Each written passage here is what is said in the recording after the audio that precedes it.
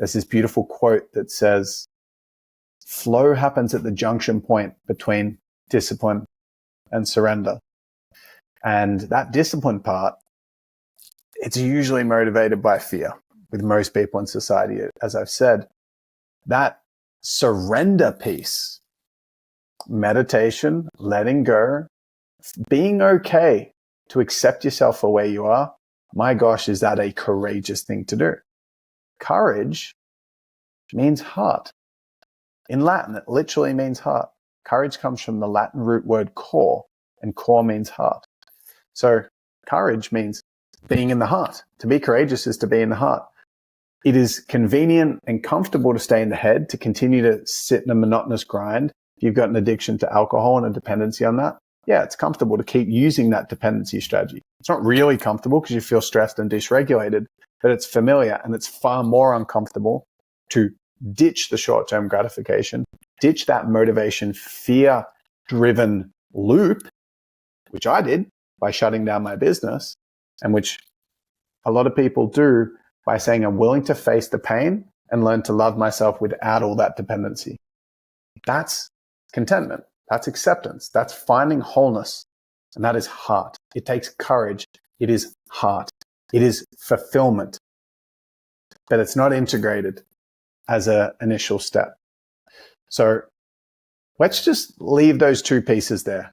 We have motivation from fear and we have contentment from fullness, but we haven't found how to do both. Let's bring in the strategy now. The answer is inspiration. Inspiration is feeling the pull to action, the call to action, but not from a place of fear. Inspiration is feeling the pull to action from a place of love, from a place of fullness and wholeness. And that is the answer. That is the answer. And I'm going to give you a potent strategy to implement this. It's something that I created. That's a bit arrogant. It was given to me from God. Thank you, God. Thank you so much.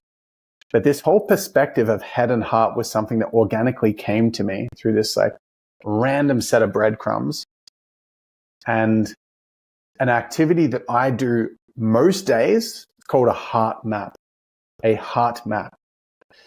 And that is understanding that we have a head consciousness that we can be in. When we're in head consciousness, we're feeling afraid, we're feeling activated, even if it's a thin film of stress.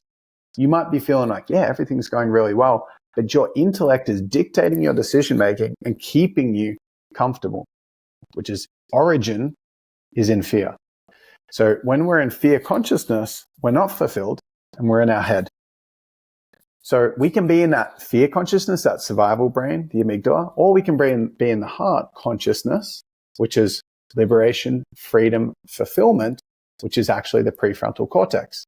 That's where our mind opens up. We have critical thinking, imagination, intuition. The prefrontal cortex lights up when those faculties of our brain are in use. And so that's what it looks like to be in the heart from a brain perspective. So we can be in fear consciousness or we can be in fulfillment consciousness. Now, I'm here to suggest that you can feel a pull to action, not the same as motivation, because I'm just labeling motivation as fear consciousness. So you can emulate a pull towards action by being in the heart, and that's called inspiration.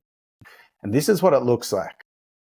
Every single time, every single goal you have, every single time you're feeling a pull to do something.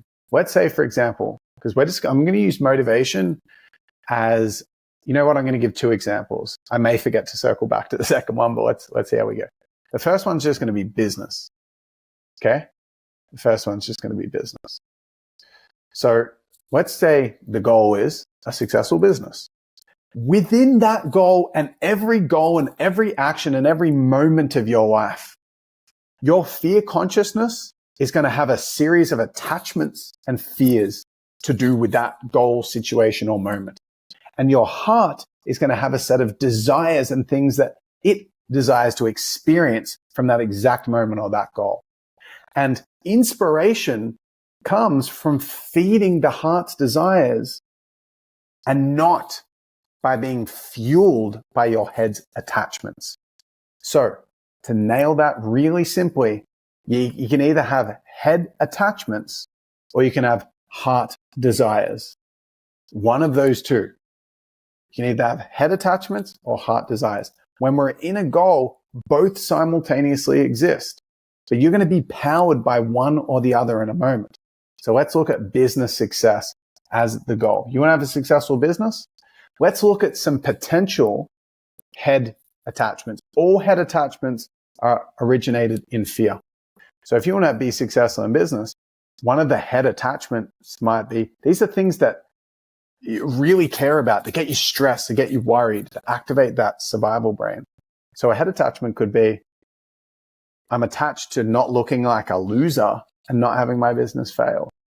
I'm attached to being liked. I'm attached to getting rich so I can prove everyone right or wrong.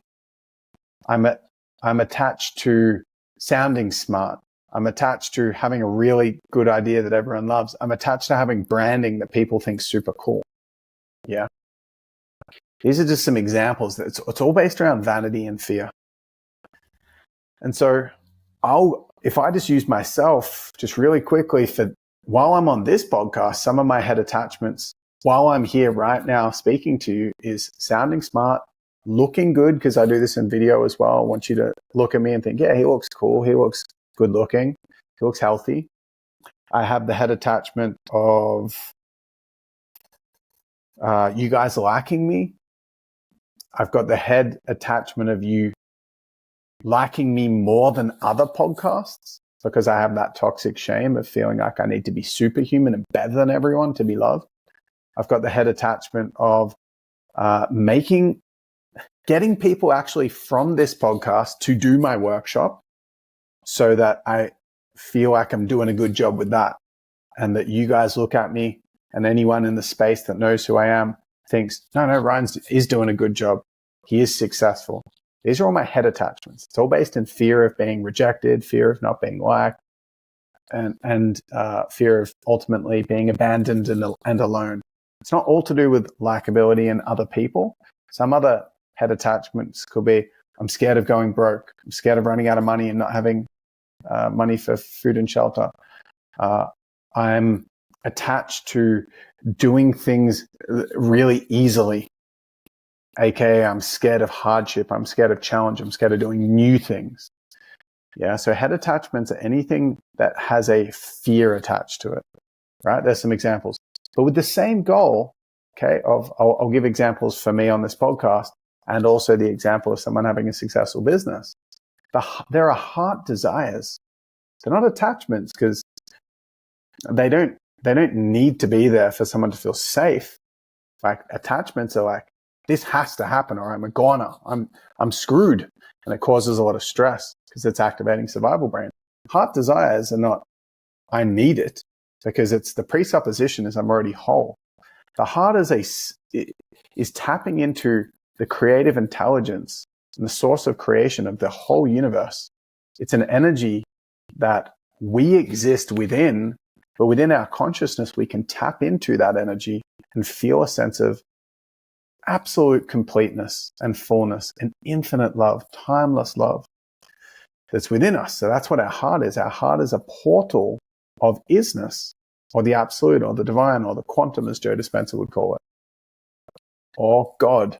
There's lots of different ways that it's referred to. So our heart's desires are not attachments, but they are things that are wholesome and holy. They come from a place of wholeness. Whole, wholesome, and holy. So I'm going to give some examples for me on this podcast. So it's a lot more, I'm whole, and I'm actually just really inspired, not motivated, inspired to support people to live with fulfillment, to see, have awareness, to transcend their fear consciousness and live with free will, loving themselves, being in their own corner, knowing the truth of how powerful and beautiful they are. See, that's a genuine inspiration for me. And it's a genuine desire. And it makes it so easy to be on this podcast episode and talk about this stuff, because I'm here to support you to live your most fulfilled life. And that makes it very easy for me, because it's not fueling fear. If I tap into trying to sound smart and think about what I'm going to say, it's going to cause me to have a fear response and feel stress and not enjoy the experience, not be present. I'm going to be in trance, head hypnosis, NPC mode. I'm going to be drifting. So I can feed either or of those consciousnesses. So other heart desires of me being on here is to be of service using my voice, be in my genius zone. Me using my voice is my genius zone. I love doing this. It's to feel a connection to you, feel a connection to source, the energy and the wisdom coming through source, through me, to you. It is to be present and enjoy the moment. And ultimately, I believe for every human being, all heart desires come back down to feeling a sense of fullness, aka fulfillment. So my top heart's desire is to be fulfilled. And when I tap into those heart desires, you see, if you're watching the video, that I've got a bit of a involuntary smile on my face, because it feels really nice to tap into those areas. If I default back to fear consciousness, which is pretty powerful of an energy, that sucks me in. I've got to circumvent that by actually proactively doing this heart map. That's what this activity is. You can do it mentally in your head. What am I attached to here? What's my fear consciousness want? What am I actually desiring truly? What are the holy, wholesome drives here? Yeah. What's going to inspire me and pull me to act from a place of love? And that needs to be fed, fueled, driven, right? So that's a heart map.